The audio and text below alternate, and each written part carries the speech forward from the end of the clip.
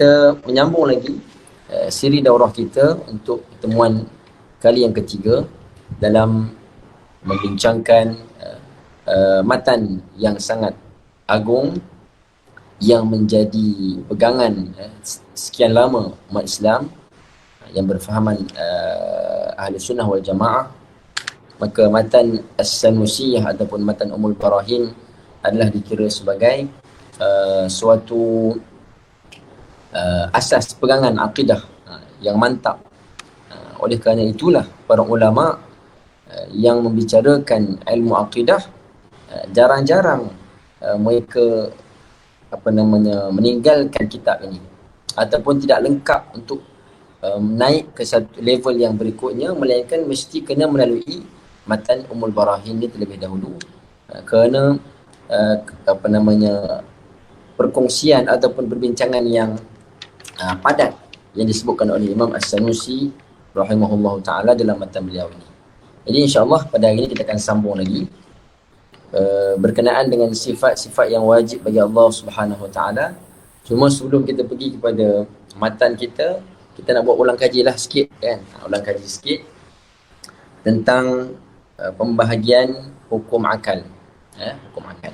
Jadi dinyatakan di awal kitab tentang hukum akal itu terbahagi kepada 3, iaitu perkara yang disebut sebagai al-wujub, wal-istihalah, wal-jawaz.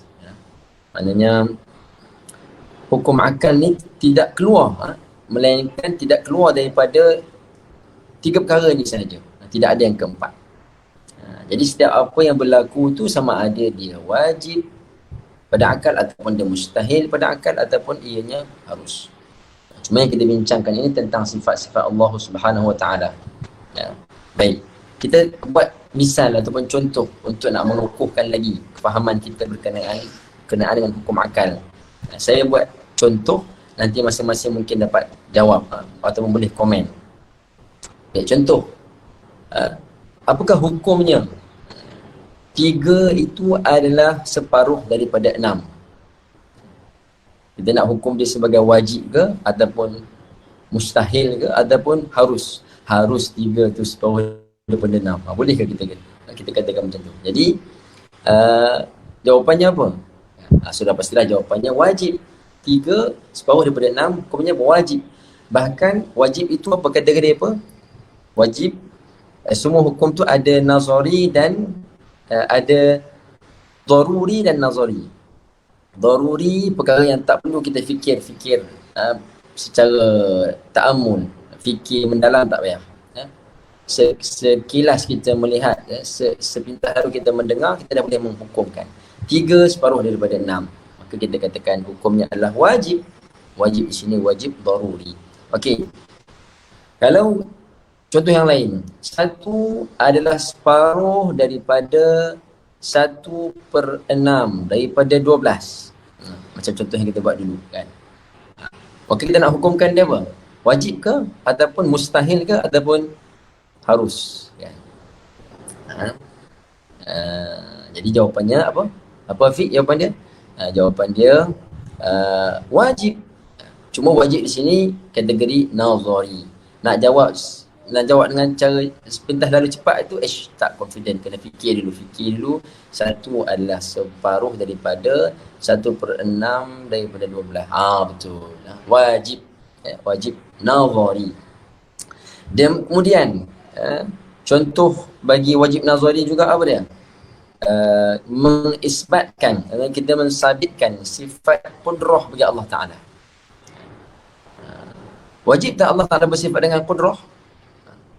Kalau Allah Ta'ala tak bersifat dengan qudrah, macam mana ada alam ni kan? Kalau Allah Ta'ala tak berkuasa, maka wajib Allah Ta'ala bersifat dengan qudrah. Cuma wajib di situ nazari ke daruri? Boleh jawab terus spontan ke ataupun kena fikir dulu? Dia kena fikir dulu, kena nazari. Kalau wajib tu secara spontan, begitu mudah Allah Ta'ala ni ada, Allah Ta'ala bersifat dengan qudrah.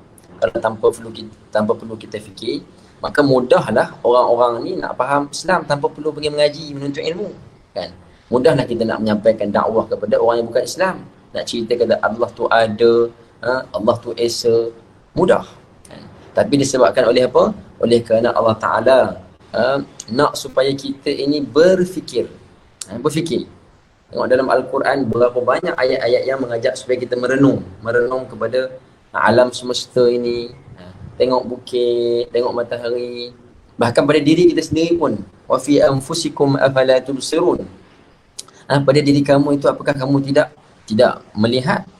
Allah suruh kita memerhatikan. Tapi bukan perhati saja, bukan perhati tengok diri kita, perut kita, bulu, tangan ada berapa, bukan perhati saja.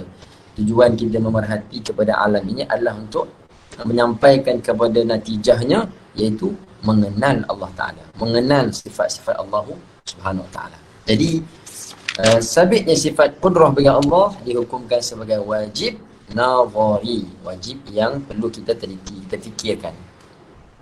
Contoh lain, ya, khulul jismi minal harakati was sukun. Baik, jisim, satu objek, satu benda, langsung dia tidak ada salah satu daripada dua sifat. Mana dia bergerak pun tidak, diam pun tidak. Bagaimana kita nak menghukumkan tu pada akal kita? Cuba tengok, satu perkara tu dalam satu masa yang sama dia tak bergerak dan tak diam. Orang-orang yang tak perlu mengaji tinggi pun dia tahu sesuatu perkara itu sama ada diam atau bergerak. Jadi kita katakan, kalaulah jisim itu tidak bergerak dan tidak diam dalam satu masa, maka di sini akal kita menghukumkan apa? Mustahil. Mana boleh? Mustahil. Daruri. Adapun contoh yang lainnya, apakah hukum adanya Tuhan yang lain selain daripada Allah? Adanya Tuhan yang lain selain daripada Allah, apakah hukumnya? Jadi jawapannya di sini adalah perkara yang mustahil juga. Mustahil ada Tuhan yang lain selain daripada Allah. Cuma mustahil di sini kategori nazari. Kita nak kena buat dalil, nak kena ada muqaddim baru dapat natijah. Kenapa? Kalau ada Tuhan yang lain selain daripada Allah, apa akan berlaku? Gini, barulah sampai kepada natijahnya. Itu mustahil. Mustahil ada Tuhan yang lain selain daripada Allah Subhanahu Wa Ta'ala. Baik, selesailah sikit ulang kaji tentang pembahagian hukum akal. Dan kemudian sifat-sifat yang wajib bagi Allah Subhanahu Wa Ta'ala seperti mana yang disebutkan oleh Imam As-Sanusi, ya, ada berapa? 20 sifatan. Ada 20 sifat. Dan kita dah bagi tahu sepintas lalu tentang pembahagian ulama pada 20 sifat ni, iaitu terbahagi kepada 4 pembahagian. Sifat yang wajib bagi Allah SWT terbahagi kepada 4. Yang pertama apa? Yang pertama sifat nafsiyah. Sifat nafsiyah. Apa makna sifat nafsiyah ni? Ma yadullu al-wasfu biha ala nafsi dzat duna ma'nan zaidin 'alaiha. Sifat nafsiyah ni apa? Okey, terjemah dulu. Nafs maknanya apa? Nafsu itu maknanya diri. Bukan nafsu kita amarah apa, bukan nafsu yang dalaman tu. Nafsu itu mana apa? Diri. Contoh kita kata bahasa Arab, ra'aituka nafsaka. Untuk takkid. Aku telah melihat kepada engkau. Melihat apa? Diri engkau itu. Nafsak. Jamaknya anfus. Ya. Maka sifat yang pertama adalah sifat nafsiyah. Sifat yang merujuk kepada diri. Ulama menyebutkan, apakah maksud sifat nafsiyah? Ma yadullul wasfu biha, apa yang menunjukkan, ya, dengan bersifat demikian itu ala nafsi dzat. Bila kita sebut wujud contohnya, maka wujud tersebut nak terkena kepada mana? Kalau contoh macam saya ni, kalau kata saya ni ada, Megat ada, ataupun Zaidun maujud. Biasa dalam nahwu dia pakai misal dengan kalimah Zaid. Zaidun maujud. Okey, Zaid itu ada. Ada tu sifat bagi Zaid. Okey. Cuba tunjukkan di mana ada itu. Sifat ada tu cuba tunjukkan, ataupun cuba huraikan, ataupun cuba keluarkan, congkilkan. Nescaya takkan boleh. Sebab apa? Bila kita kata ada maka dia adalah merujuk kepada diri yang bersifat dengan ada. Kalau macam tadi, Zaidun mawjud. Sifat mawjud tu mana? Kena pada diri Zaid. Tunjuk kat sini pun kena Zaid, tunjuk kat sini pun kena Zaid. Mana-mana bahagian pun. Kenapa? Wujud itu adalah sifat bagi diri. Maka sifat nafsiyah bagi Allah Ta'ala ni ada satu sifat, iaitu al-wujud. Ya? Dia bukan benda yang tambahan pada zat Allah Ta'ala. Bukan benda yang berasingan pada zat Allah Ta'ala, tapi diri zat tu sendiri. Ya? Adanya Allah Ta'ala. Baik. Dan seterusnya sifat salbiyah.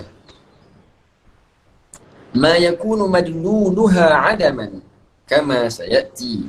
Ini seperti mana disebutkan oleh para syurah. Ya. Salbiyah itu ma yakunu madlunuha adaman. Apa yang madlul bagi sifat tersebut adalah tiada. Madlul itu mana? Ditunjuk. Ya. Contoh bila kita sebutkan qidam.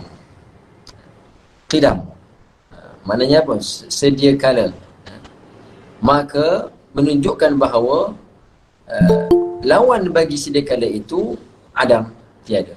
Ataupun setengah ulama mengatakan apa? Sifat salbiyah itu ialah sifat yang menafikan lawan bagi sifat-sifat Allah Ta'ala yang 5. Ataupun sifat yang kalau kita sebut, maka dia akan memberi makna tiada, negatif. Salbiyah tu mana negatif. Contoh macam kita kata, kita nak menterjemahkan sifat qidam, contoh. Maka terjemahannya apa? Ataupun mafhumnya apa? La awwala li wujudi. Tiada permulaan bagi wujud Allah Ta'ala. Kalau kita nak kata sifat baqa, kekal, terjemahannya kekal. Tapi uraiannya la akhira li wujudih, ya? Ataupun lantifa'a, la alintifa'a fi wujudih. Tiada pengakhiran bagi Allah Ta'ala. Dia akan sebut tiada. Wahdaniyah, esa. Maksudnya apa? Tiada, la mithala, wala syabiha, wala nadhira, wala niddalah. Tidak ada yang seumpama, tidak ada yang semisal, tidak ada yang sama dari segi kekuatan daripada Allah Ta'ala. Tak ada yang sama dengan Ta'ala. Tiada, maka kita akan sebut tiada. Mukhalafatuhul hawadith, bersalahan Allah Ta'ala dengan segala yang baru. Tidak ada yang menyamai bagi Allah Ta'ala. Maka kesemua sifat-sifat salbiyah tu menyebutkan menafikan ataupun menafikan lawan bagi sifat salbiyah tersebut. Okey, itu secara ringkas lah. Kemudian yang ketiga, sifat ma'ani. Sifat ma'ani kalau ikutkan sebenarnya dalam kajian akidah, cara manhaj mutakallimin ini, yang fokusnya ialah pada sifat-sifat ma'ani lah. Itu yang core dia punya perbincangannya. Kalau nak pening-pening kepala pun pada sifat ma'ani itulah. Baik. Apakah sifat ma'ani? Ada 7 semuanya, kan? Iaitu qudrah, iradah, ilmun, haya, sama', basar, kalam. Sifat-sifat ma'ani ni disebutkan sebagai kullu sifatin mawjudatin qa'imatin bimawjud ataupun qa'imatin bidhatihi ta'ala. Kullu sifatin, setiap sifat, mawjudatin, yang mawjud, mana sifat itu ada, qa'imatin, yang berdiri pada mawjud, pada Allah Ta'ala. Baik, kita huraikan sikit sifat yang mawjud. Kenapa ulama mengatakan sifat ma'ani sifat yang mawjud? Mawjud ni mana benda yang ada. Yang kita boleh tunjuk, yang kita boleh tengok. Tentu disebutkan juga lau kushifa 'anna al-hijab la ra'aynaha. Sifat-sifat ma'ani ni sifat yang ada, yang sekiranya dibuka kepada kita hijab, nescaya kita akan dapat melihat sifat ma'ani tersebut. Kerana nak membezakan daripada amrun i'tibari. Amrun i'tibari. Baik, kita urai sikit apakah maksud wujudi dan amrun i'tibari. Wujudi ini ialah perkara yang ada. Yang ada. Yang kita boleh idrak dia dengan panca indera kita. Ada. Contoh macam kitab ni. Kitab ni kitab. Ada. Ada tu sifat bagi diri kitab lah. Ada. Sesuatu yang dia, kalau amrun i'tibari ini kita tidak terjemahkan dia ada, tapi kita kata ia sesuatu yang dihukum dengan sungguh, betul. Contoh macam saya nak kata, okey, kopiah saya ni warna putih. Jadi putih, warna putih pada kopiah tu ada ke sungguh? Kalau kita nak jawab soalan tu lah, kopiah saya ni warna putih. Jadi orang yang mendengar tu dia nak jawab macam mana? Ya, ada putih pada kopiah tu. Ataupun dia nak jawab, ya, sungguh kopiah tu warna putih. Jadi perkara-perkara yang sungguh-sungguh ni, maka dia adalah disebut sebagai amrun i'tibari. Perkara yang kita buat i'tibar sahaja dalam zihin kita. Di luar tu tak ada. Contoh macam sifat tinggi, sifat pendek. Dia adalah amrun i'tibari. Baik. Sifat ma'ani adalah setiap sifat yang mawujudah. Ada 7 semua tu, semua sifat al-mawujudah. Lau kushifa 'anna al-hijab, kalau dibuka daripada kita hijab, nescaya kita akan dapat melihatnya. Yang mana tu Ustaz Razlan? Yang okey, amrun i'tibari dengan wujudi. Baik. Secara mudahnya, perkara yang wujudi itu adalah benda yang ada. Kalau kita nak terjemah dia, benda ada. Ada. Contoh macam kita kata pen contohnya. Okey, pen. Pen ni ada tak? Ada. Maka hukum ada pada pen tu wujudi. Ada. Kalau tak ada, hilang. Maka tidak disebut sebagai wujudi, tak ada benda. Ada sifat bagi diri pen ni. Tapi kalau contoh warna hitam,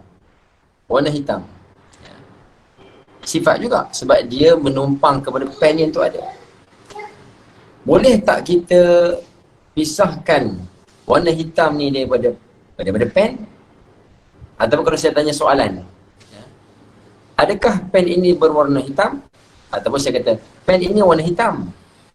Jadi orang yang tengok tu dia nak kata, oh, ada hitam tu pada pen. Ataupun dia akan kata, sungguh pen ni warna hitam.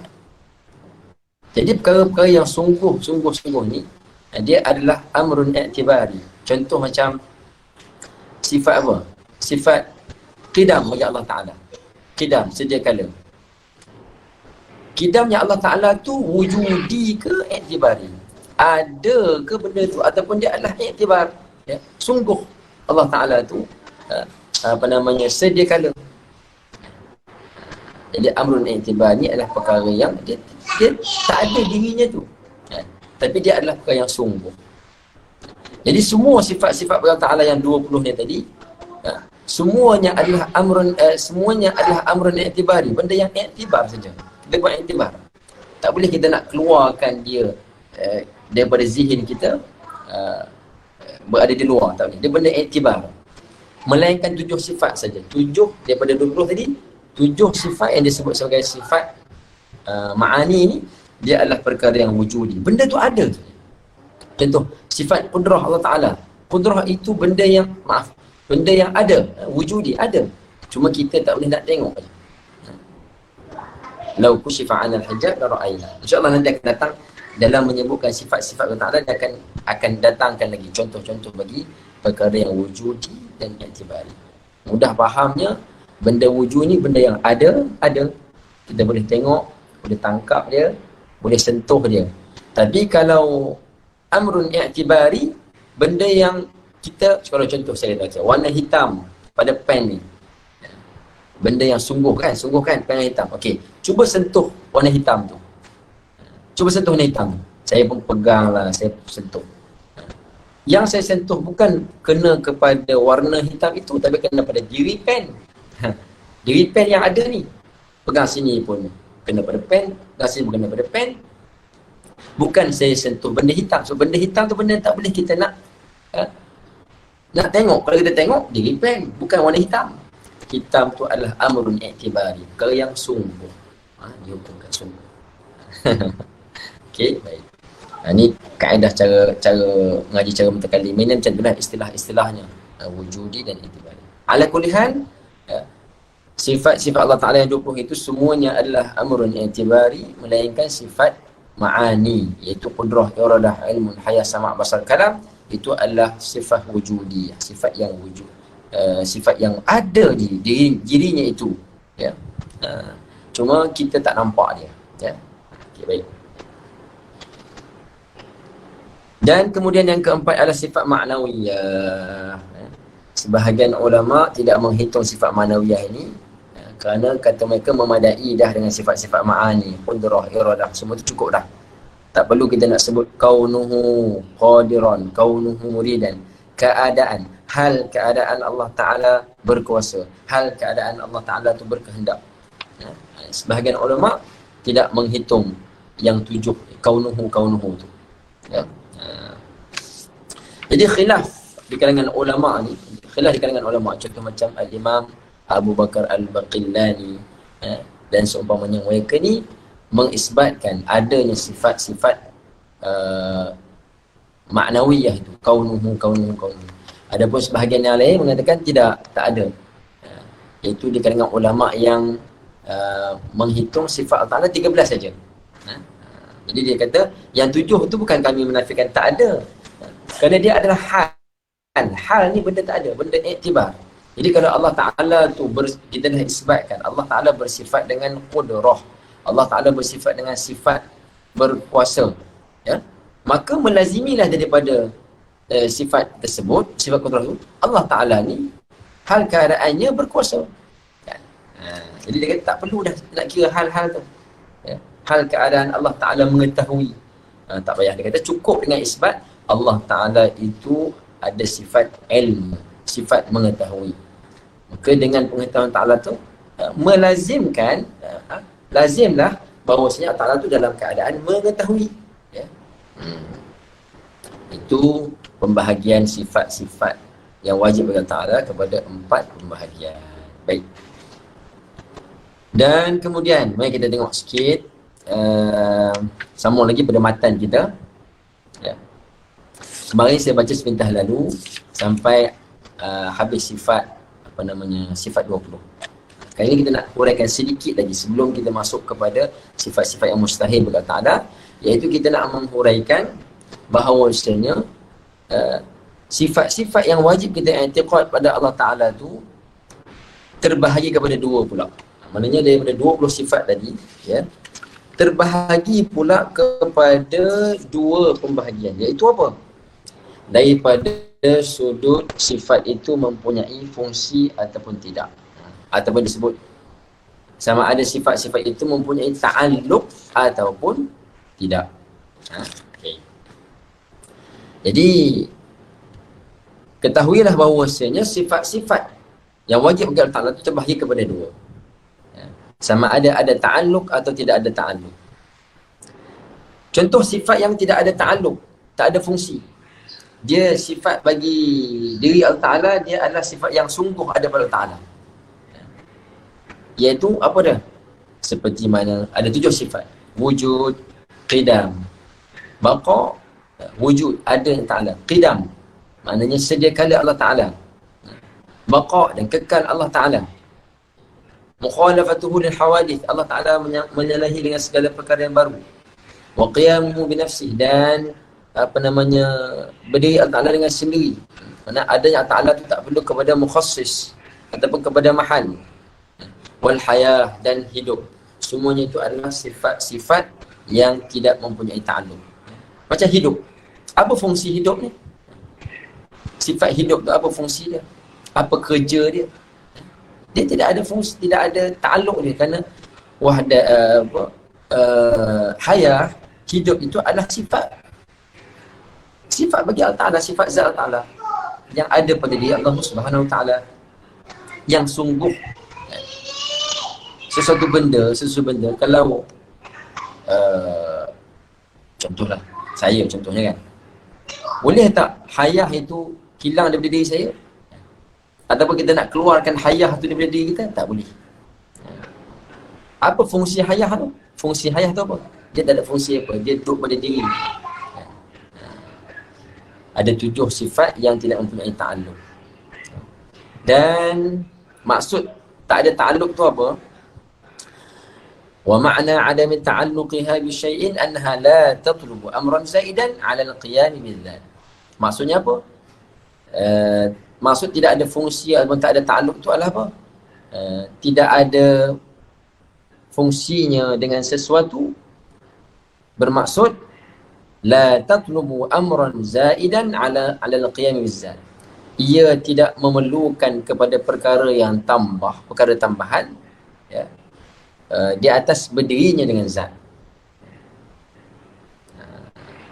Dan selain daripada 7 sifat itu, maka ianya mempunyai ta'alluq. Contoh macam sifat qudrah, kuasa Allah Ta'ala. Kuasa Allah Ta'ala tu apa fungsi dia? Apa ta'alluq dia?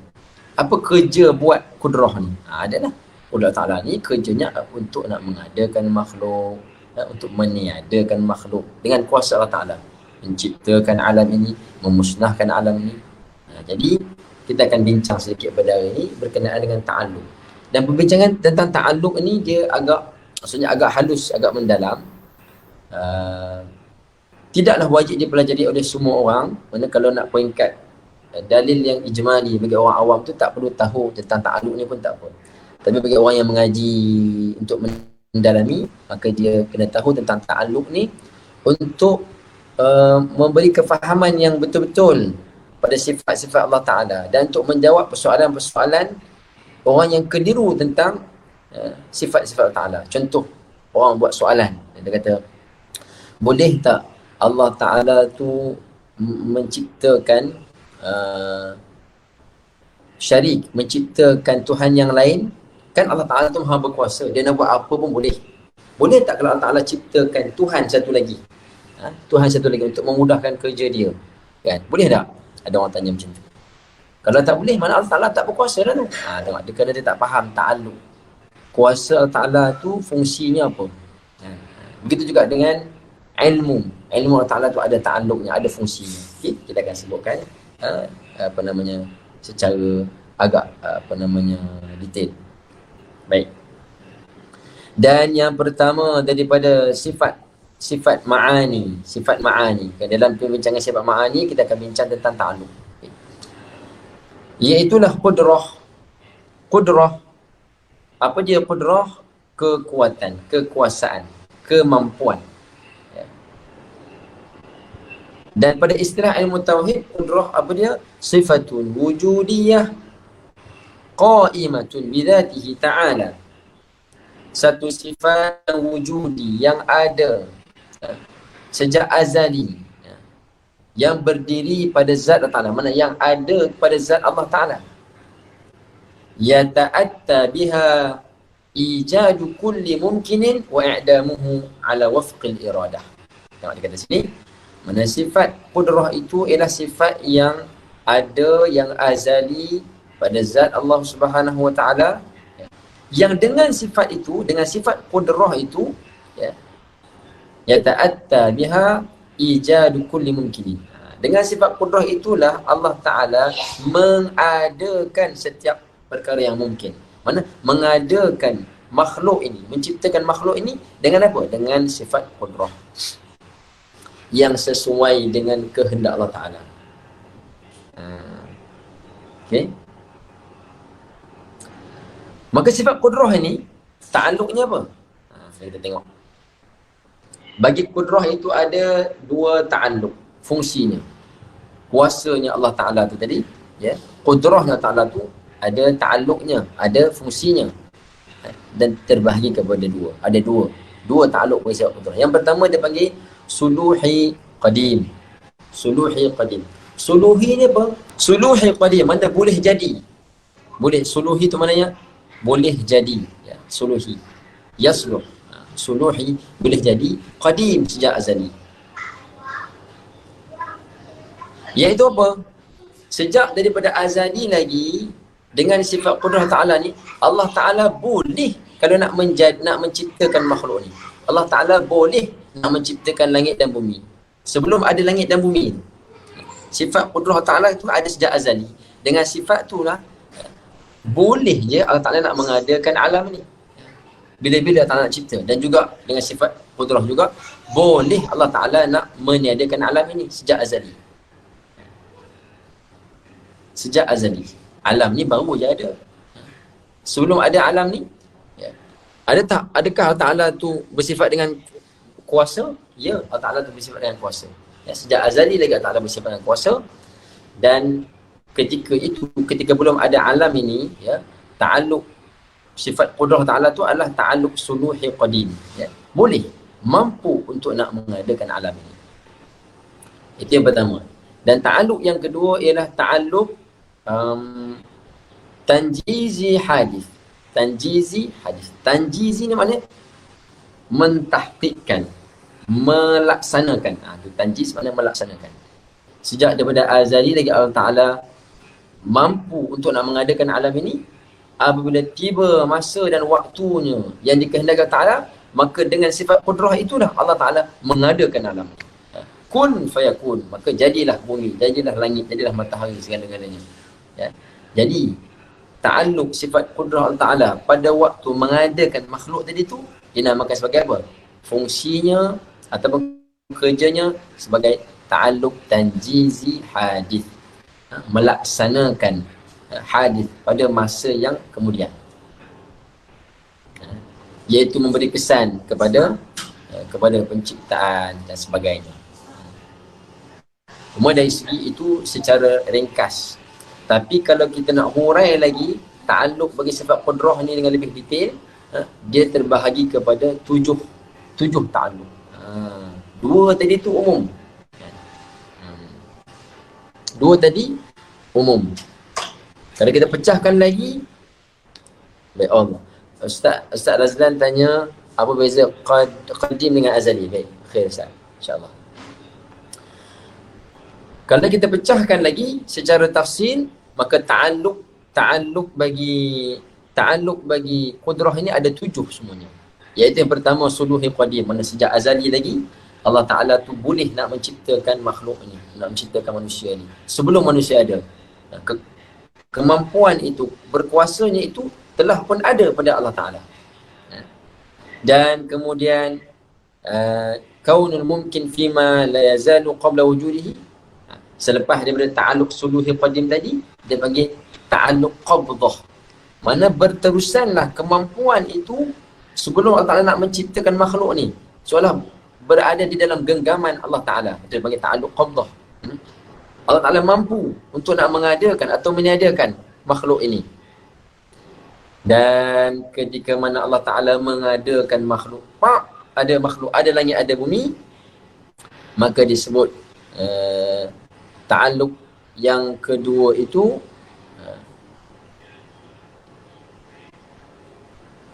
dia panggil apa? Tanjizi hadis. Melaksanakan pada masa yang kemudian. Sesuai dengan ilmu Allah Ta'ala, kehendak Ta'ala, adanya saya contoh lahir pada tahun sekian-sekian, ada. Maka ketika itu dia panggil tanjizi hadis. Dan kemudian keadaan saya ni bila dah ada ni, ya, berada dalam ta'alluq genggaman kuasa Allah Ta'ala. Allah Ta'ala ni seolah macam memegang tu mana, berkuasa ke atas saya. Sama ada Allah Ta'ala nak mengekalkan saya panjang umur ataupun Allah Ta'ala nak mematikan saya. Jadi kuasa Ta'ala pada waktu itu, ya, dinamakan apa? Ta'alluqnya qabdah, dalam genggaman Allah Ta'ala. Sama ada Allah Ta'ala nak mengadakan ataupun nak meniadakan. Kita dah ada dah ni. Dan kemudian yang kelima, ya, bila mana Allah Ta'ala mematikan saya ataupun tak, bila berlakunya kiamat, musnahnya alam ini, maka ketika itu dia namakan ta'alluq apa? Tanjizi hadis. Tanjizi hadis lagi sekali lagi. Ya. Dan kemudian apabila alam ini pun telah musnah apa semua, ya, sebelum Allah Ta'ala nak menghidupkan kita semula pada alam yang baru, alam akhirat, waktu itu, tempoh itu dipanggil ta'alluq qabdah. Allah Ta'ala menggenggam, mampu untuk nak mengadakan kita bangkit semula pada yaumul mahsyar, ataupun nak terus biar kita ni tak ada pun boleh. Tak ada, panggil ta'alluq qabdah. Dan bila mana Allah Ta'ala membangkitkan kita pada padang mahsyar, hari akhirat, ya, sekali lagi disebut ta'alluq, disebut tanjizi hadis. Jadi dia ada 7 semua.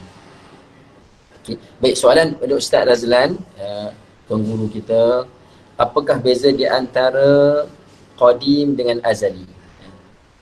Qadim dengan azali, secara umumnya maknanya sama. Maksudnya apa?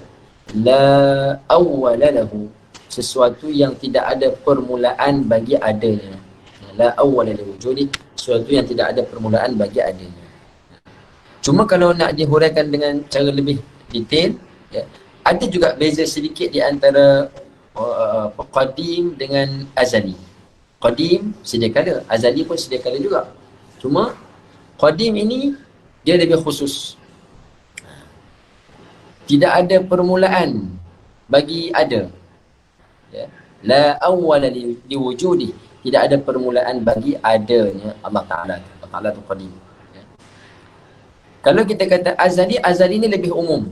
Azali ni lebih umum. Sama ada perkara tersebut ada sejak azali, atau perkara tersebut tidak ada sejak azali. Ma la awwala lahu wujudiyan aw adamiyan. Sama ada adanya Allah Ta'ala tu, contohnya sejak azali, ataupun tiada sekutu bagi Allah Ta'ala tu. Sejak bila dia ada sekutu dengan Allah Ta'ala? Sejak azali. Sejak azali. Jadi dia panggil apa? Antara qadim dengan azali tu dia ada umum, khusus, mutlak. Umum wa khusus mutlak. Setiap perkara yang qadim itu adalah azali, dan bukan semua perkara yang azali itu adalah qadim. Maksudnya azali itu dia luas sikit. Sebab itu kita sebut qadim. Qadim tu dia khusus bagi Allah Ta'ala. Allah Ta'ala tu qadim. Qadim di sini maknanya apa? La awwala li wujudih. Tidak ada permulaan bagi adanya. Adapun bahasa kita ni kita sebut qadim. Qadim dalam nak menghukum kepada makhluk ni, boleh juga kita kata hadhihi sayyaratu qadimatun. Kereta ini adalah kereta lama, kereta antik. Kita hukumkan dia pada, hukumkan juga makhluk ni dengan qadim, tapi bukan qadim yang sama dengan qadim Allah Ta'ala. Qadim kita ni mana benda lama, barang lama. Dalam bahasa kita, sesuatu perkara yang lebih daripada tempoh setahun, maka dikira sesuatu yang lama. Contoh macam dah setahun dah tak jumpa ni, duduk PKP je, tak bersua muka. Selepas setahun baru jumpa balik, tempoh lama dah tu. Maka dia panggil qadim. Lama kita tak berjumpa, ya. Tapi kalau kurang daripada setahun, contoh macam apa, kereta baru beli, baru 3 bulan pakai, kita kata, oi Ustaz Fazli kereta baru, contohnya berkilat lagi. Ustaz Fazli kata, tak baru apa, lama dah kereta ni. Lama. Beli bila? Beli 3 bulan lepas. Kalau 3 bulan tu masih dikira hadis baru, bukan lama. Lama ni setahun ke atas. Setahun dan ke atas. Itu untuk hukum bagi diri kita lah. Qadim dan azali. Baik. Sambung balik. Ta'alluq. Tadi ta'alluq bagi sifat qudrah. Sekarang ni ta'alluq bagi sifat iradah. Sifat iradah, mana berkehendak Allah Ta'ala. Ta'alluq bagi iradah ni apa? Dia panggil ta'alluq takhsis. Takhsis. Sejak daripada azali lagi Allah Ta'ala tu bersifat dengan sifat iradah, berkehendak. Allah Ta'ala berkehendak. Apa fungsi kehendak ni? Fungsi kehendak ni, iradah ni adalah apa? Takhsis, mengkhususkan. Allah Ta'ala nak adanya alam ini sejak azali lagi. Kemudian bila sampai masanya sesuai dengan ilmu Allah Ta'ala, maka dengan sifat qudrah lah Allah Ta'ala pun mengadakan alam ini sesuai dengan iradah kehendak Allah. Tak mungkin ada sesuatu perkara yang bertentangan dengan kehendak Allah Ta'ala, iradah Allah Ta'ala. Kalau ada sesuatu perkara yang wujud bukan dengan kehendak Allah, maka akan timbullah nanti orang kata, habis tu siapa yang berkehendak dia nak ada ni? Siapa yang mentakhsiskan dia, yang mengkhususkan sehingga dia ada? Ya. Jadi itu ta'alluq iradah. Iradah ta'alluqnya adalah takhsis, ya, mengkhususkan. Contohnya Allah Ta'ala sejak daripada azali lagi berkehendak, ya, untuk menciptakan Muhammad dengan sifat sekian-sekian. Sejak azali Allah Ta'ala nak, ya. Maka tiba waktu dan ketikanya, dengan sifat Allah Ta'ala, Allah Ta'ala menciptalah Muhammad dengan hidungnya, dengan matanya, dengan kakinya, sesuai dengan kehendak Allah Ta'ala. Maka ta'alluq iradahnya ada dua, iaitu suluhi qadim. Suluhi qadim, mana sejak daripada azali lagi boleh Allah Ta'ala tu nak mengkhususkan, nak mengadakan setiap daripada perkara mungkin. Allah Ta'ala nak bagi jadi langit tu warna biru, nak bagi jadi bumi ni bulat, ya. Kehendak Allah Ta'ala sejak azali lagi, dinamakan sejak azali, suluhul qadim. Dan yang kedua ta'alluq bagi iradah adalah tanjizi qadim. Allah Ta'ala berkehendak dan Allah Ta'ala telah melaksanakan sejak daripada azali lagi kehendak Allah Ta'ala. Cuma contoh kita belum ada je, sebab mengadakan kita dengan sifat qudrah. Adapun kehendak Allah Ta'ala sejak daripada azali lagi, ya. Allah Ta'ala telah pun melaksanakan apa yang dikehendakinya. Tanjiz yang qadim.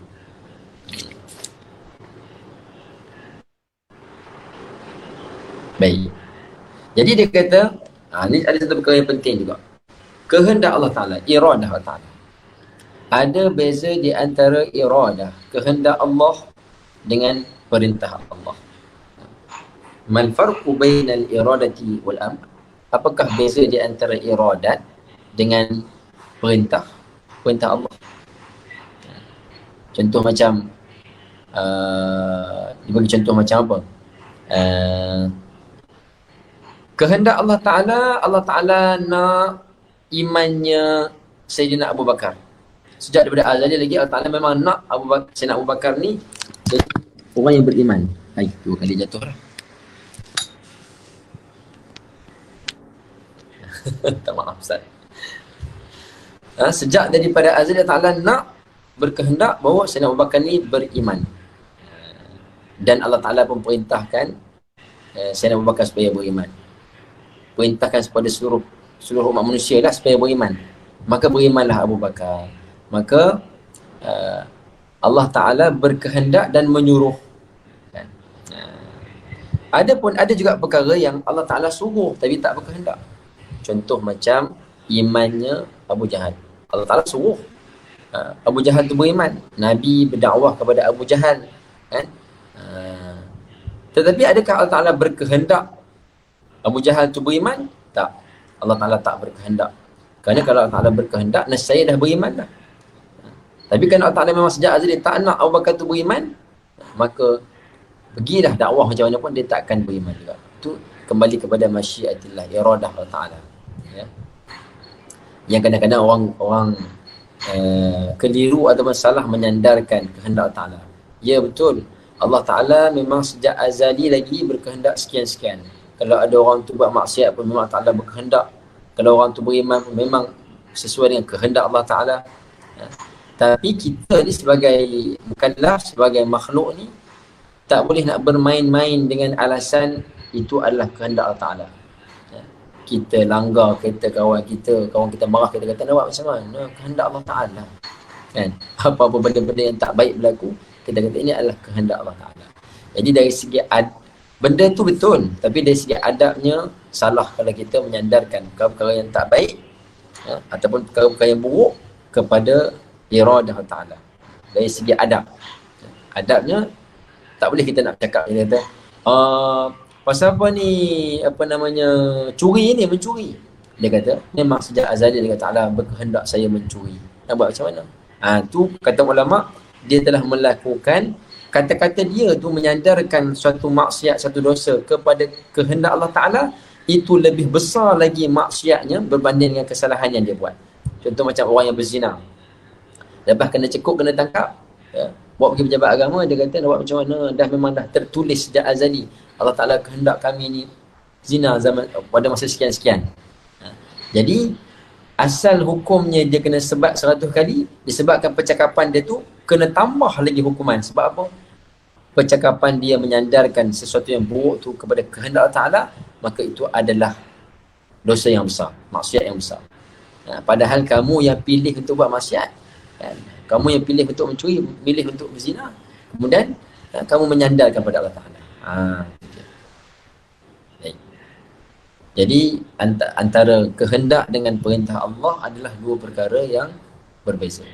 Kadang-kadang sesuatu itu Allah Ta'ala perintah dan Allah Ta'ala kehendak, seperti imannya Sayyidina Abu Bakar, Sayyidina Umar, Sayyidina Uthman, Sayyidina Ali, dan kita semua ni lah. Dan ada juga perkara-perkara yang Allah Ta'ala perintahkan tapi Allah Ta'ala tidak berkehendak, seperti mana imannya Abu Jahal, seperti mana imannya Fir'aun, macam mana Nabi Musa dakwah kepada Fir'aun, perintah Allah, tapi Allah Ta'ala tak berkehendak dia beriman. Jadi kita ni Allah Ta'ala perintah kita supaya beriman, supaya kita ni mendalami ilmu agama apa semua, maka kita kena usahakan, usaha sungguh-sungguh. Apa namanya, jangan kita tak mengaji, tak apa tu, bila akhirat esok malaikat datang nak pukul kita dalam kubur, kita kata nak buat macam mana, Allah Ta'ala tak berkehendak saya nak mengaji.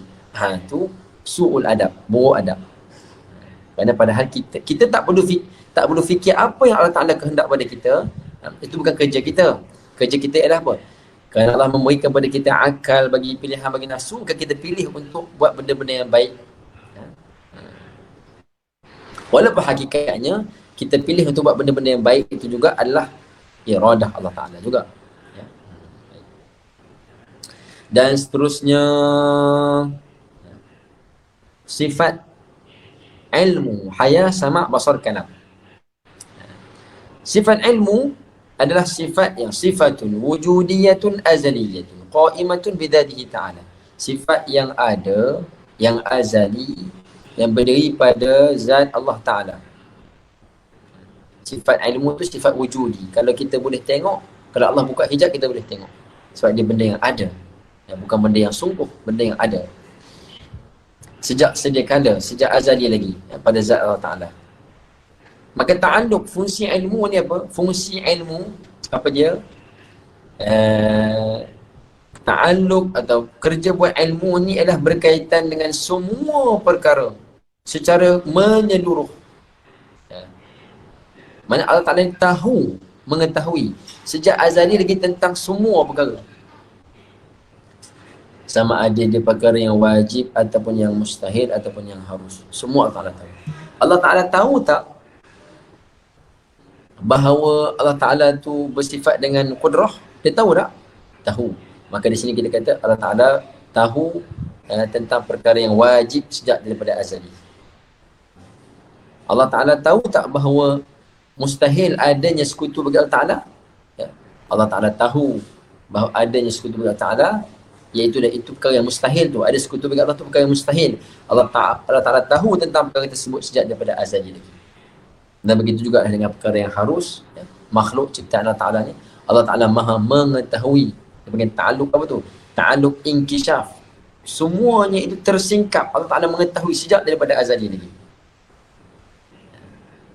Jadi ta'alluq bagi sifat ilmu ni ialah ta'alluq apa? Ta'alluq inkishaf. Mengetahui tanpa ada hijab. Allah Ta'ala tahu belaka, yang tersurat dan yang tersirat, bagi perkara yang wajib, yang mustahil, dan juga perkara yang harus. Dan kemudian sifat hayah, hidup. Allah Ta'ala maha hidup. Apakah maksud hayah? Sifatun wujudiyatun azaliyatun qa'imatun bidatihi ta'ala. Sifat yang wujudi, benda yang ada, yang ada sejak azali, berdiri pada zat Allah Ta'ala. Fungsinya apa? Tusahhihu ittisafahu bisifatil jalilati kasa'i sifat. Untuk mensahkan, membolehkan bersifatnya Allah Ta'ala dengan sifat-sifat kemuliaan. Contoh, kita kata Allah Ta'ala tu wajib kudrah, wajib iradah, wajib mendengar, wajib apa lagi, wajib berkata-kata. Tak mungkin akan ada semua sifat-sifat dari itu kalau tidak ada sifat hayah bagi Allah Ta'ala. Maka bila adanya hayah tu mengsahkan, mana membolehkan untuk adanya bagi sifat yang lain. Tapi kalau tidak ada hayah, di mana sifat-sifat tu nak ada?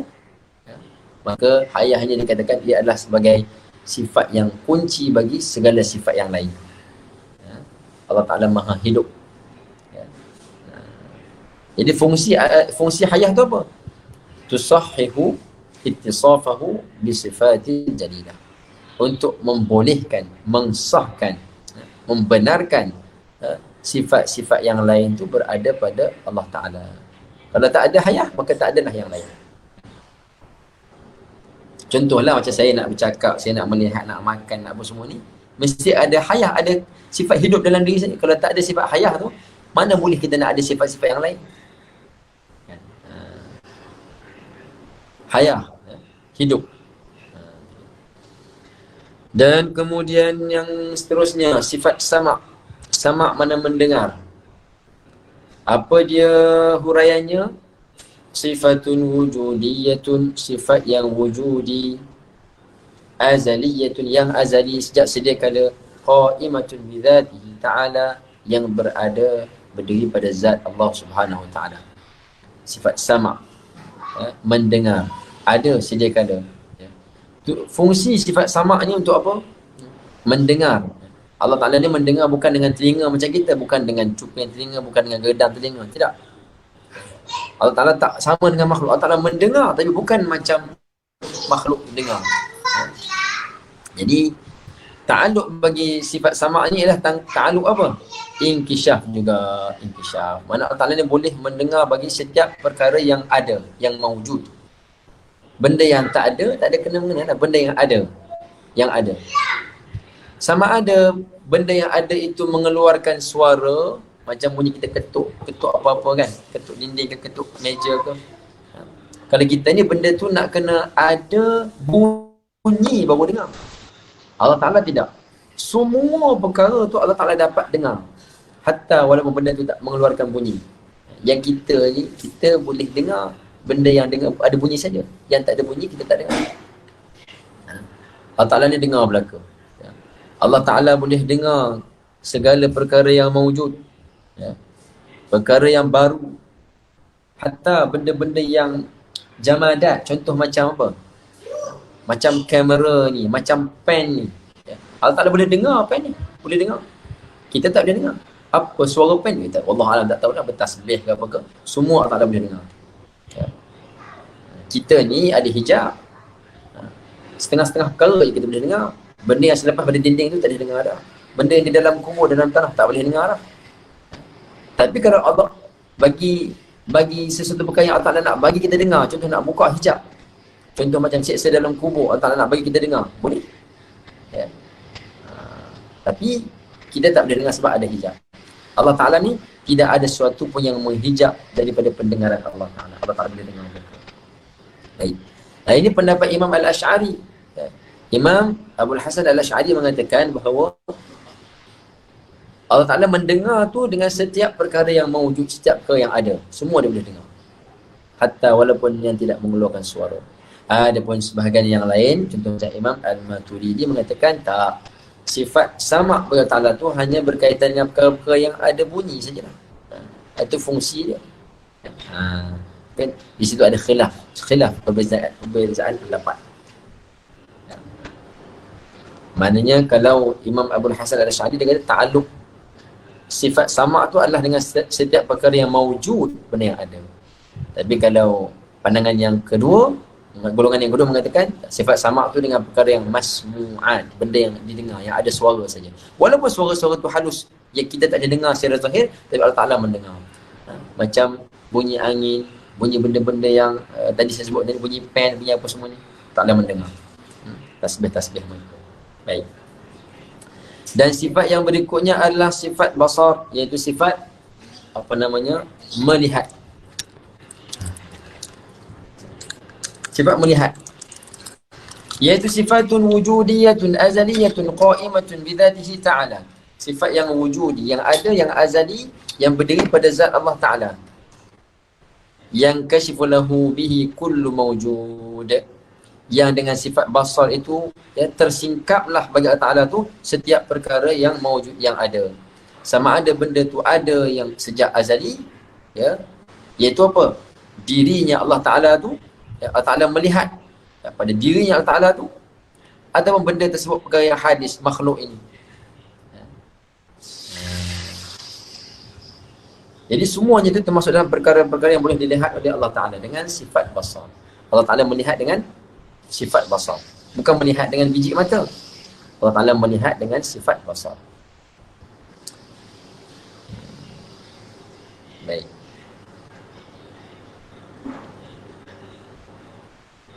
Jadi beza di antara inkisyaf sifat sama' dan inkisyaf sifat basar, ada bezanya.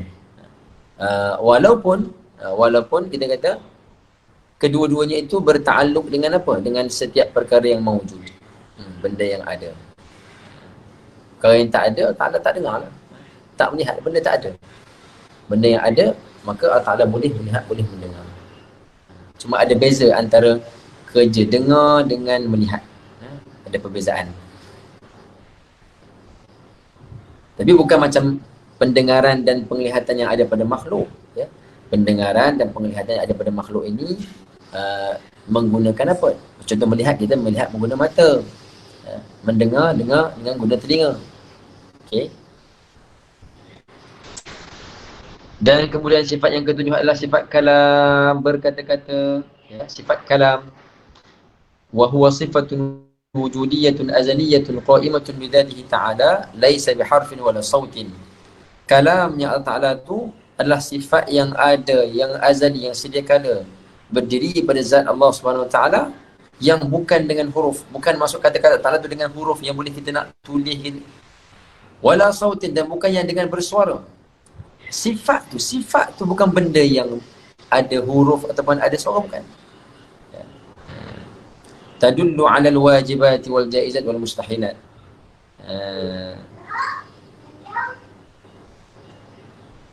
Yang menunjukkan kepada perkara-perkara yang wajib dan yang harus dan mustahil. Seperti mana ta'alluq inkishaf, seperti mana ta'alluq ilmu, iaitu al-inkishaf. Yang Allah Ta'ala boleh dengan sifat kalamnya itu untuk memberi faham bagi sesiapa saja di kalangan hamba-Nya. Cuma dalam bab kalam ni, kalau ikut huraian ulama mutakallimin, sifat kalam ni adalah sifat yang paling payah sekali nak faham dia. Sebab dia terbahagi kepada banyak. Ada kalam nafsi, ada kalam lafzi, ada kalam masdari, kan. Cuma mudah untuk kita fahamnya ialah apa? Sifat kalam ni bukan benda yang boleh kita dengar, boleh kita tulis dengan huruf-huruf, bukan. Sifat tu sifat yang azali pada Allah Ta'ala. Kalau kita kata apa? Kemampuan, keupayaan untuk berkata-kata tu ada sejak azali. Manakala Al-Quran yang kita baca, kita kata dia adalah kalamullah. Macam mana ni Ustaz? Ustaz kata kalam, sifat kalam Allah, benda yang tak boleh ada huruf. Ni Al-Quran ni kan kalamullah. Ni ada huruf. Kami boleh mengeja, boleh membaca. Ya. Dan boleh mendengar. Kalau dengar tu dengar suara orang, membaca. Bukan mendengar sifat kalam.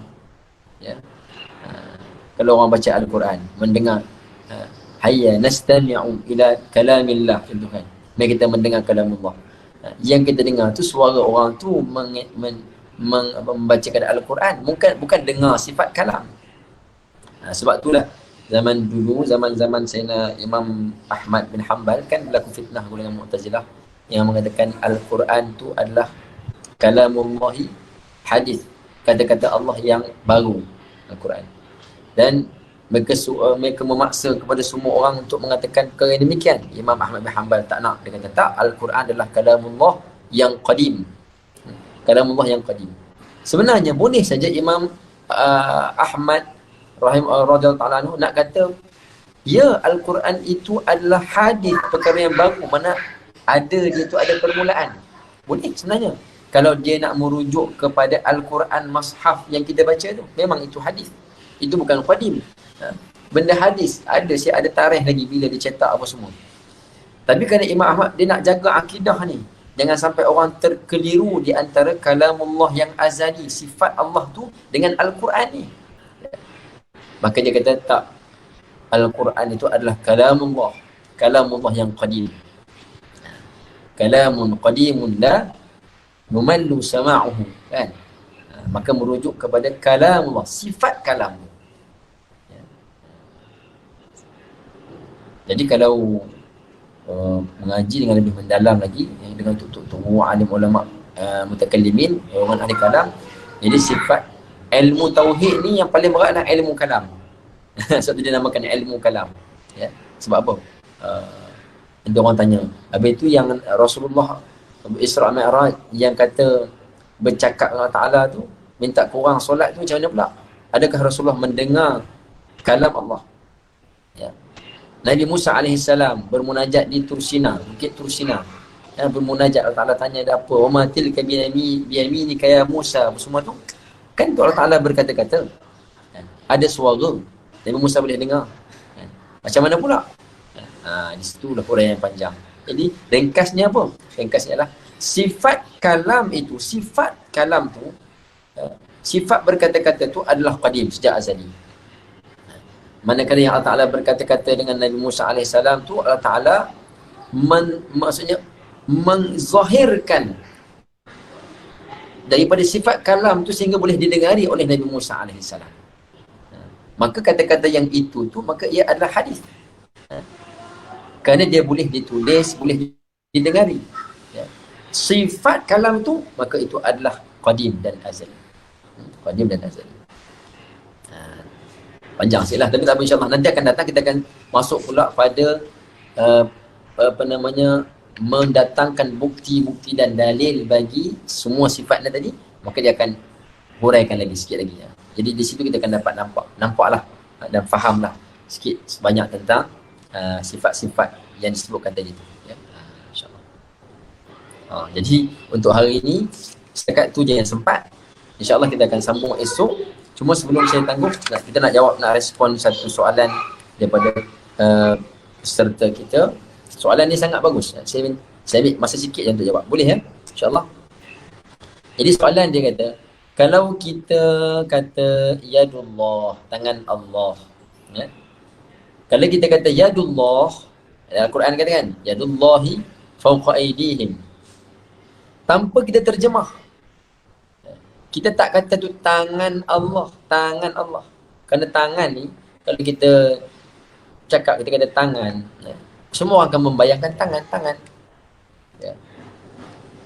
Kerana dia termasuk daripada kategori ayat-ayat yang mutasyabihat, yang zahir ayat tu menunjukkan seolah-olah macam Allah Ta'ala tu ada anggota. Wajhullah, wajah Allah, tangan Allah, kan?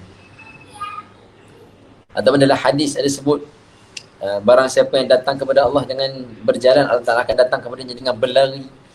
Jadi zahir daripada kata-kata nas tersebut tu seolah membayangkan Allah Ta'ala ni ada tangan, ada kaki, ada muka, kan? Jadi ayat tu dia punya ayat mutasyabihat, ayat mutasyabihat. Jadi dalam mentakwilkan ayat mutasyabihat ni, kita Ahli Sunnah wal Jamaah ada dua madhab, dua pandangan. Pandangan salaf ialah mentafwidkan, menyerahkan bulat-bulat maknanya itu kepada Allah Ta'ala. Kita beriman dengan ayat ni, tapi kita tidak menghuraikan, tak menterjemahkan dengan tangan. Sebab tangan tu mengisyaratkan seperti ada anggota. Jadi tafwid. Memang tafwid tu kaedah ulama salaf dulu. Beriman itu. Ya. Macam mana kita beriman dengan alif lam mim ha mim, kan? Apa dia maksud ha mim alif lam mim, tak tahu. Habis tu beriman tak dengan ayat tu? Beriman. Maknanya Allah lebih mengetahui maknanya. Macam sama juga yadullah fawqa aydihim, tangan Allah atas tangan mereka. Tangan Allah tu kita serahkan maknanya yang hakiki Hanya Allah Ta'ala yang mengetahui. Kami beriman. Tapi kalau kita terjemah, kita kata tangan Allah itu yadullah itu adalah tangan Allah. Tangan Allah. Tangan. Cuma tangan Allah. Tangan tu apa yang kita faham tangan dengan maksud kalimah tangan tu apa? Tangan. Dengan tangan tu orang buat kerja dengan tangan tu. Itu kan bagi kita lah. Mana tangan. Jadi ada golongan yang menterjemahkan. Dia kata tangan tu adalah tangan anggota. Cuma tidak sama anggota tangan Allah Ta'ala dengan tangan makhluk. Macam mana keadaan tangan tu Allah Ta'ala maha mengetahui. Tapi dia memang tak sama dengan makhluk. Laisa kamitslihi syai'. Tapi Allah Ta'ala tu ada tangan tak? Ya, Allah Ta'ala ada tangan. Sebab Allah Ta'ala kata yadullah, tangan Allah. Jadi kaedah yang itu dia nama kaedah yang tidak benar. Sebab apa? Bila kita kata ya Allah Ta'ala tak ada tangan, walaupun tangan Allah Ta'ala tak sama dengan makhluk, bermakna Allah Ta'ala tu ada anggota dia, anggota badan dia, kan? Jadi di situ sudah bercanggah dengan akidah kita, kerana kita mengatakan Allah Ta'ala tu ada laisa kamitslihi syai', ya, tak sama dengan makhluk. Dan kemudian qiyamuhu bi nafsihi, Allah Ta'ala tu ada dengan sendiri, bukan daripada juzuk-juzuk yang tertentu. Okey. Dan kalau kita terjemahkan wallahu sami'un alim, Allah Ta'ala maha mendengar dan maha mengetahui, adakah dikira sebagai tajsim juga? Tidak. Ya. Jadi ayat wallahu sami'un alim, Allah Ta'ala maha mendengar, maha mengetahui, ayat tu jelas. Ya. Ayat tu ayat yang muhkam, yang jelas. Allah Ta'ala mendengar. Ya. Bukan Allah Ta'ala kata Allah Ta'ala ada telinga, Allah Ta'ala mendengar. Ya. Allah Ta'ala mengetahui. Yang tu jelas, tidak ada masalah. Jadi orang kalau dia menterjemahkan dan Allah maha mendengar lagi maha mengetahui, tidak dikira dia sebagai orang yang tajsim. Beza dengan yang tadi tu, yadullah, zahirnya memang menggambarkan ada anggota. Jadi kita dah mengaji dah sebelum-sebelum ini bahawa kalau Allah Ta'ala tu ada anggota, mana dia berhajat kepada anggota tersebut. Maka hal yang demikian itu adalah mustahil bagi Allah Ta'ala. Itu kita kena faham betul-betul macam mana kaedah tafwid ahli sunnah wal jamaah. Kerana kalau salah kaedah, kita akan jadi tafwid macam golongan-golongan yang dikatakan golongan mujassimah, yang mensabitkan bahawa Allah Ta'ala tu ada bentuk, ada anggota, ada apa. Sedangkan Allah Ta'ala tu maha suci daripada yang demikian tersebut. Baik, ikut sekarang tu dulu, kan? Yang baik daripada Allah Ta'ala, yang silap yang kurang kasih sendiri. InsyaAllah kita akan sambung esok pada menerangkan sifat ma'nawiyah dan seterusnya sifat-sifat yang mustahil bagi Allah Subhanahu Wa Ta'ala. Baik. Kita tengok soalan Ustaz Razlan. Ayat sifat boleh terjemah, ayat zat tak boleh terjemah. Ayat sifat boleh terjemah. Ya, betul. Ayat yang menunjuk kepada sifat, macam tadi kan, mendengar, melihat, mengetahui, boleh terjemah, tak ada masalah. Mana bila kita terjemah tu tidak menggambarkan bahawa Ta'ala tu ada telinga. Ta'ala mendengar, ya, maha mendengar. Jadi bila kita baca Al-Quran, wallahu sami'un alim, Allah Ta'ala tu maha mendengar, ada tak orang tu tiba-tiba dia duduk buat bayang, dengar macam mana ya, macam mana telinga? Tak, dia tidak. Mana tidak menjadi satu apa begini, perkara yang mengelirukan. Tapi kalau ayat tadi, yadullah fawqa aydihim, tangan Allah atas tangan mereka, tangan Allah atas tangan mereka. Jadi duduk bayang dah macam mana tangan Allah Ta'ala tu. Maka membayangkan sesuatu bentuk, objek apa semua tu, tak boleh. Sebab tu dalam ayat yang bersyabihat tu, ulama-ulama kita tafwid. Kalau nak takwil, nak terjemah pun, terjemahan bukan terjemahan yang seketul, bukan tangan Allah, tapi diterjemahkan dengan takwilan yang sesuai dengan Allah Ta'ala, yang sesuai dengan konteks ayat. Konteks ayat, contoh macam yadullah fawqa aydihim, tangan Allah atas tangan mereka. Tangan tu tak sesuai lah dengan zat Allah Ta'ala. Kita nak kata atas tangan mereka, maka diterjemahkan dengan apa? Dengan pertolongan Allah, bantuan Allah, kan? Bantuan Allah. Jadi kaedah takwil, kaedah ulama khalaf, ulama yang terkemudian. Dan dua-duanya adalah betul, sama ada ikut cara tafwid ulama salaf ataupun takwil ulama-ulama khalaf yang kemudian ni. Kedua-duanya betul, saling melengkapi. Tapi yang terbaik yang mana? Yang terbaik ialah dengan kaedah tafwid, selamat. Kalau takwil pun okey. Kerana ulama-ulama yang mentakwilkan itu semuanya mereka adalah pakar-pakar dalam bidang bahasa. Dalam bahasa Arab, kalimah yadun ini bawa makna apa? Ya. Yadun tu ada banyak makna. Hakikinya merujuk kepada tangan anggota, tapi dari segi majazinya banyak. Contoh macam pertolongan pun orang guna kalimah tangan, ya. Bantuan orang guna kalimah tangan. Kuasa pun digunakan kalimah tangan. Contoh macam man ra'a minkum munkaran falyughayyirhu bi yadihi. Barang siapa yang melihat kemungkaran, maka hendaklah dia melarangnya dengan tangan. Tangan di situ bukan maksud kata tangan betul-betul tangan. Kena tahan, sekat tangan, bukan. Tangan di situ maksudnya kuasa. Siapa yang ada kuasa, pihak pemerintah, pada tengok kemungkaran, maka dengan kuasa dia tu dia kena mencegah. Kan juga digunakan makna tangan. Jadi ulama-ulama yang mentakwilkan ayat tu, mereka takwil dengan makna yang sesuai lah, yang layak lah bagi zat Ta'ala. Kalau kita nak kata tangan, anggota, tapi anggota yang tak sama dengan makhluk, anggota yang selayaknya bagi Allah Ta'ala, di situ masih lagi ada kekeliruan. Sebab dia melazimi kita mengisbatkan Allah Ta'ala tu ada bentuk-bentuk, ya. Maka demikian itu tidak selamat lah. Tak selamat. Allah Subhanahu Wa Ta'ala alam. Boleh kot Siap Fazli soalan tu. Bagus soalan tu. Jadi insyaAllah kalau akan datang, kalau ada soalan-soalan lagi, kita boleh kongsikan. Kita jawab pada pertemuan yang akan datang insyaAllah. Hadza billahi taufiq wa sallallahu alaihi wasallam Muhammadin wa ala alihi wa sahbihi wasallam. Kita tangguh dulu dengan selawat atas Nabi sallam dan doa kafaratul majlis insyaAllah. Allahumma salli afdala salatin ala as'adil makhluqatika Sayyidina Muhammad wa ala alihi wa sahbihi wa sallim adada ma'lumatika wa midada kalimatika kullama dhakaraka dhakirun wa ghafala an dhikrihil ghafilun.